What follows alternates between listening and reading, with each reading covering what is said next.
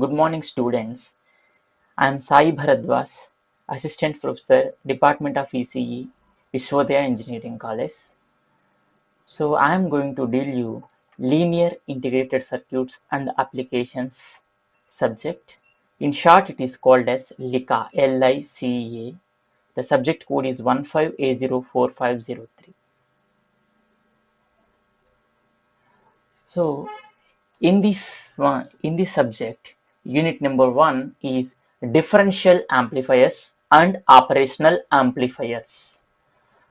So in this unit, we are going to discuss about differential amplifier configurations, balanced and unbalanced output differential amplifiers, current mirror level translator in the differential amplifier section, and in operational amplifier section, introduction and black diagram, ideal op-amp, equivalent circuit, voltage transfer curves, open loop op-amp configurations, and introduction to the dual op-amp TL082 as a general purpose JFET input operational amplifier. These are all the topics that what we are going to discuss in the unit number 1. Most of this subject we are going to discuss about only one electronic component is called operational amplifier. So first of all, what is our subject? Introduction into our subject. Our subject name is linear integrated circuit and applications. What is this the word linear refers to? The word linear refers to a straight line.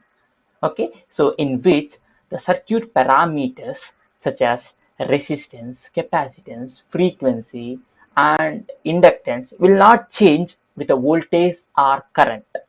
So in another way, the linearity can say like the parameters, the parameters like current will directly proportional to the applied voltage. So the linearity refers, in simple words, we can also explain the linearity. If the input is in increasing order, output is also in increasing order only. Okay, so that refers to the linearity. Input, if the input is in increasing order, then output is also in increasing order. Okay, whatever is the values, whether the input and output may be in different voltage levels or different current levels, that is not at all a problem. But the input is in varying order, output also should be in varying. If input decreases, output also decreases, like that. This phenomena is called as a linearity. So the next two words, integrated circuits. Integrated circuits, in short form, it is called as IC. So we all are know about IC. So in a general, we will discuss about ICs. Okay, what is this ICs? So these ICs are miniature low-cost electronic circuits. So that consist of active and passive components that are fabricated in a single chip of silicon. Okay, so the large circuits can be implemented in a single silicon chip by using some process. Okay, we can develop the entire circuit in a small single chip of silicon. So that chip is called as integrated circuit or ICs. And the next thing is the applications. So in this subject, the linear ICs and its applications, where we are using those ICs. Okay, those that thing we are going to discuss in this entire subject. So linear ICs, those ICs are linear ICs, and and its applications we are going to discuss in this entire subject, and these are all the topics that we are going to discuss in this unit number 1.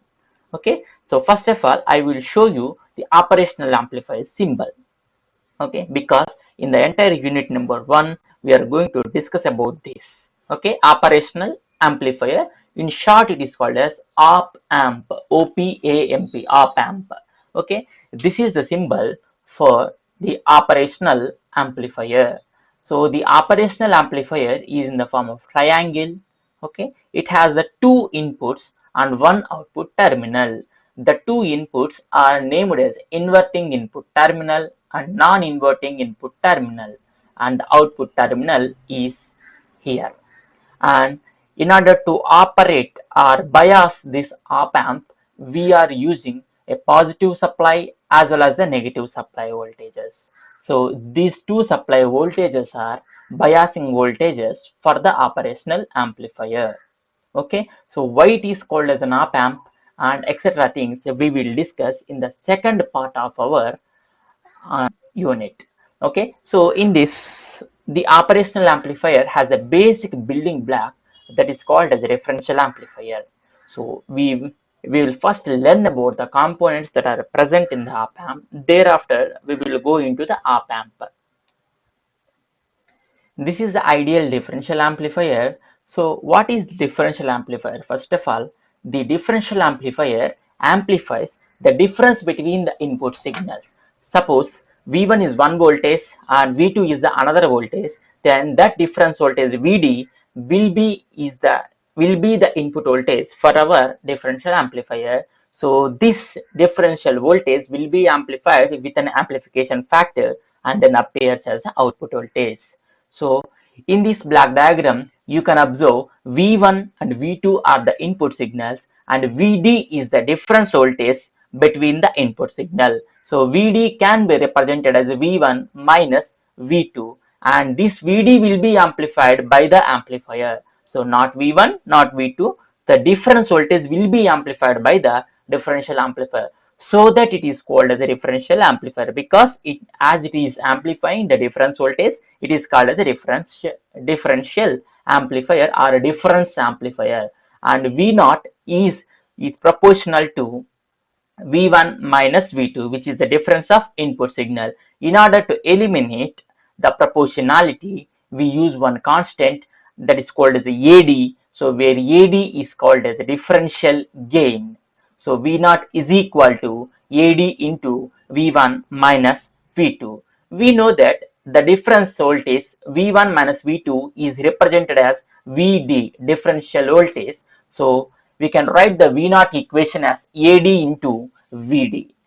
So in order to get the differential gain AD can be rearranged as V0 by VD. Therefore, the AD is equal to V0 divided by VD. So in order to express the differential gain AD in terms of the decibels, so AD in dB is equal to 20 log AD, so that we can convert the numerical AD value into the decibel AD value. So next thing is a common mode gain. So in up to now, what we have seen, if the inputs are different, then the difference voltage will be amplified by the amplifier. Suppose, for example, the V1 is 6 volts and V2 is 3 volts, then the difference voltage 6 minus 3 volts will be amplified by the amplifier and appears as the output signal. That is fine. What happens if I give V1 is equal to V2, so which means that V1 is 6 volts and V2 is 6 volts, then definitely the difference voltage 6 minus 6 is 0. Therefore, my output should be 0, but it won't happen in the practical situations. So if the two input voltages are equal, it is called common mode. Okay, so if the two inputs are different, then it is called the differential mode. If the two inputs are equal, then it is called as a common mode. So in the common mode, definitely we should get zero output voltage, because V1 minus V2, the differential voltage must be zero. But in practical operational amplifiers, in practical differential amplifier, it won't happen, because our output is not only depending upon the difference of input signal, it is also depending upon the average of the input signals, that is called as common mode voltage Vc, or sometimes it may be represented as Vcm. Okay, so the common mode voltage Vc is equal to V1 plus V2 by 2, which is the average of the input signals, input voltages, so that our output will not be a zero for a common mode signal or same signal. Okay, now the output voltage in the common mode is V0 is equal to AC into Vc. So here output voltage V0, Vc is a common mode voltage and AC is the common mode gain, so that we can write the total output voltage of a differential amplifier can be written as V0 is equal to AD AD-VD plus AC-VC. Here AD-VD is the differential mode output voltage plus AC-VC is the common mode output voltage. So then we can say the overall or the total output voltage V0 is equal to the differential mode output voltage plus common mode output voltage. Okay, so our differential amplifier is designed to amplify the difference between the signals, but in practical if we give the same voltage we are getting some output voltage because of the common mode signal, which is the average of the input signal. So our main intention of differential amplifier is to amplify the difference between the signals, so it should operate in differential mode only. The common mode rejection ratio is represented as CMRR. So it is the ability of a differential amplifier to reject the common mode signal is expressed by a ratio called CMRR. So here our intention is to reject the common mode signal. If the inputs V1 and V2 both are same, then definitely our amplifier should reject that signal. How effectively it is rejecting is represented with a ratio called CMRR, common mode rejection ratio. So it is defined as the ratio of differential voltage gain to the common mode voltage gain. So CMRR is equal to AD divided by AC, where AD is called as the differential mode gain and AC is called as the common mode gain. So the CMRR can be expressed in a decibel format, which is 20 log AD by AC. So our CMRR can be converted into the decibel format by using 20 log. Real value is infinite and practical value is very, very large.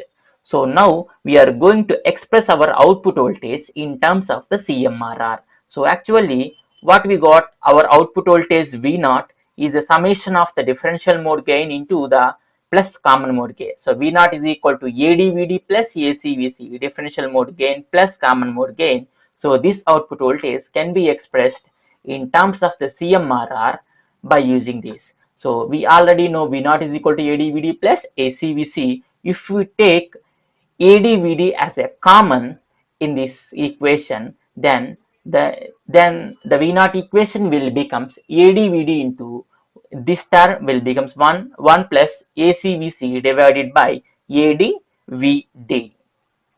Okay, now I will take this AC into the denominator section, therefore it becomes 1 by AD by AC into VC by VD. We already know the ratio of differential mode gain divided by the common mode gain is called as CMRR. So that's why the V0 equation can be given as AD-VD into 1 plus 1 by CMRR into VC by VD, so that we can express our output voltage in terms of the CMRR also. So if we know the differential voltage gain and differential voltage and common mode voltage and the CMRR, then we can easily give our output voltage of the differential amplifier. So let us see one example about this equation. V0 is equal to AD-VD plus 1 by CMRR into VC by VD. So this is a simple problem. Determine the output of a differential amplifier for the input voltage of 300 microvolts and 240 microvolts. The differential amplifier gain is 5000 and the value of CMRR is 100. So the values they have given is V1 is 300 microvolts and V2 is 240 microvolts, and the differential voltage can be calculated as V1 minus V2, which is 300 minus 240 microvolts, which is 60 microvolts. Then again we can calculate the common mode voltage. Vc is equal to average of these two input voltages, V1 plus V2 by 2, which is 270 microvolts. Now we are going to substitute this Vd, Vc and this CMRR values and AD values in the equation. V0 is equal to AD-VD into 1 plus 1 by CMRR into VC by VD. If you substitute that, AD is 5000, VD is 60 microvolts, and 1 plus 1 by CMRR is 100, and VC is 270 microvolts, and VD is 60 microvolts. If you substitute that, we will get the value of 0.313 volts. That is the output voltage of our differential amplifier. That will be equal to the 313.5 millivolts in terms of the millivolts. Okay, so this is how we can calculate the output voltage of a differential amplifier. Okay, this is the circuit for BJT differential amplifier circuit. So in which the transistors are used to develop the differential amplifier circuit. So we can observe here there are two identical circuit emitter biased circuits are there. So which has the biasing voltages of plus VCC and minus VGE for the both transistor circuits. So these are common emitter configurations. So in these circuits, we can observe the Q1 and Q2 are identical transistors, and RC1 is equal to RC2. The both collector resistances are equal and both emitter resistances are equal. RE1 is equal to RE2, and the supply voltages, the plus VCCs and minus VEE magnitude also same. So that we can say these two circuits are identical circuits. So these two circuits can be given as a single circuit like this in order to form one differential amplifier. So in this one we can observe the both VCCs has been joined and then given to a single supply voltage of VCC, and both emitters has been joined and then given to the minus VEE through one RE resistance. So here we can say RE1 is equal to RE2 is equal to RE. These three values are same. So we are applying the two input signals V1 and V2 via the source resistances RS1 and RS2. So RS1 and RS2 are the source resistances. So in order to operate this as a differential amplifier, we are going to apply V1 and V2 differently. And one more thing we have to understand here is the output voltage is taken between the two collectors of transistor. The output voltage is taken between the two collectors of transistors, the Q1 collector and Q2 collector. In between these, we are taking the output voltage V0. So in order to operate it in differential mode, the V1 and V2 should be different. So for easy understanding, I am going to apply the same voltage but opposite in magnitude. Okay, suppose if you say the V1 is 4 volts, V2 also a 4 volts, but it is opposite in sign like minus 4 volts. So if V1 is 4 volts, V2 will be minus 4 volts. So I'm taking these voltages as a AC sinusoidal signals. So that's why the Q1 is a positive going signal and the Q2 will be the negative going signal. As I said, these two are just opposite signals. So if one is in the positive half cycle, then next signal V2 will be in negative half cycle at the same time. So that's why the Q1 will receive a positive going signal and the Q2 base will receive a negative going signal. So as it is working as a CE amplifier, the input and output should be in 180 degrees out of phase. That's why the V1 is a positive going signal which develops a negative going signal at the output of Q1. Okay, so as the V2 is a negative going signal, so that will develop a positive going signal at the Q2 collector. Okay, so we can say the Q1 will have a negative going signal and Q2 will have a positive going signal. Okay, so that's why the output is larger than the normal, as one output is going to the negative side and another output is going to the positive side. Then the difference between these two voltage levels is twice larger than the normal output voltage. So we can see, hence there will be a negative going signal at the output of Q1 and a positive going signal at the output of Q2. Okay, so that the difference between the two voltages V0 is twice as large as a signal voltage. As the V1 is a positive half cycle, then it will develop a negative half cycle at the output, and V2 is a negative going signal which develops a positive going signal at the collector of a Q2. Therefore, the voltage difference between the Q1 collector and the Q2 collector is twice large as the normal signal. So that's why we will get a more voltage. I am going to explain you this by using a simple example. So V1 is 6 volts and V2 is minus 6 volts. This 6 volts will develop minus 6 volts at the output terminal. Okay, and this minus 6 volts will develop plus 6 volts at the output terminal. So here minus 6 volts and plus 6 volts, the difference between minus 6 to plus 6 is a 12 volts. So that's why even though if we give the 6 volts as output, we will get the 12 volts, so which is a twice larger than the input signal. Okay, so in order to operate our differential amplifier in the common mode, so we are going to give the same input voltage. Okay, the differential pair with a common mode input signal VC M or VC, then we know that in common mode V1 is equal to V2. The both signals are same in all aspects. The magnitude and the sign, everything is same.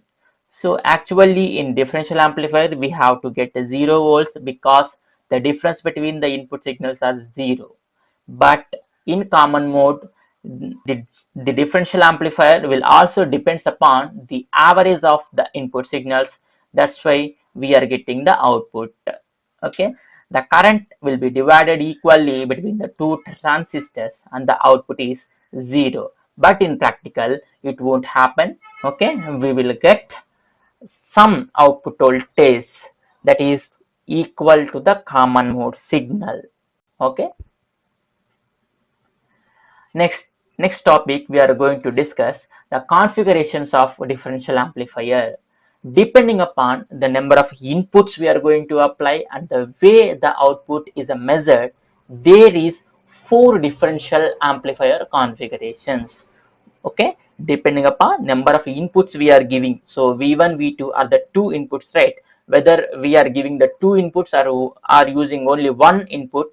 So depending upon that, and we are how we are taking the output. Usually the output is taken across the two collectors of our differential amplifier. If not, means how. Okay, so these configurations are divided into dual input balanced output differential amplifier. Next one is a dual input unbalanced output differential amplifier.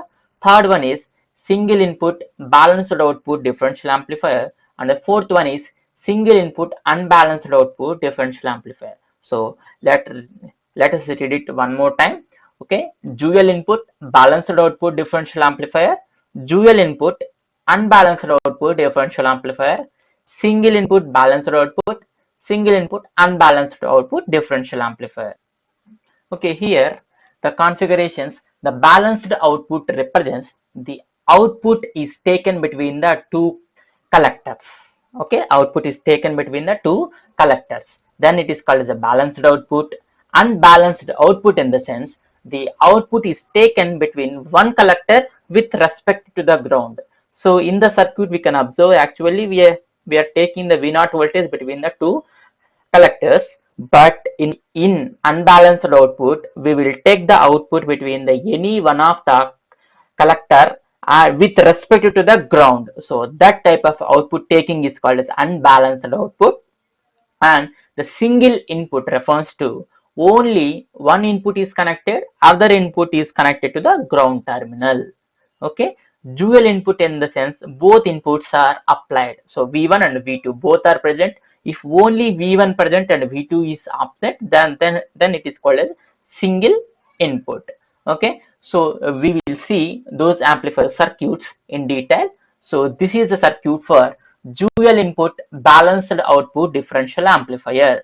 So here we can see the V1 is a one signal and V2 is a another signal. So dual input, the two inputs are present here, V1 present and V2 present, and balanced output. So balanced output in the sense we are taking output across the two collectors of transistor. So here we are taking the V0 across the Q1 collector as well as the Q2 collector. This circuit is called as dual input balanced output differential amplifier, which is the configuration 1. So in the next configuration, we will see the dual input unbalanced output differential amplifier. So here input is dual, so that means V1 is present and V2, both input signals are present, but we are taking the output voltage across the Q2 collector terminal with respect to the ground terminal here. Okay, so we can also take the output across the Q1. Okay, so in this circuit they are just mentioned as they are taking the output across the Q1 Q2 collector. Okay, so we can also take the output across the Q1 collector, not a problem. Okay, it is not at all a problem. So we are taking output across the one collector terminal, then it is called as unbalanced output.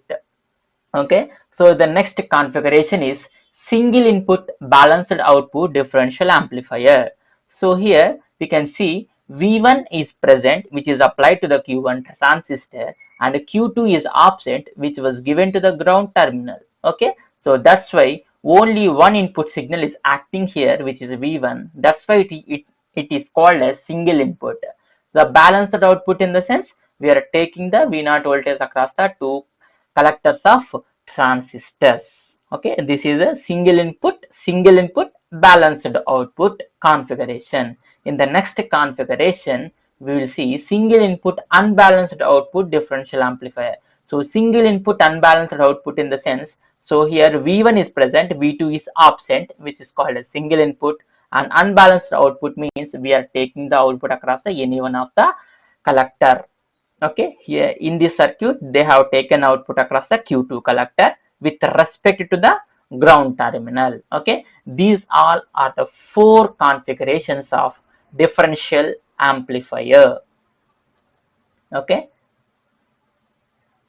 in the next class we are going to see about the DC analysis of a differential amplifier.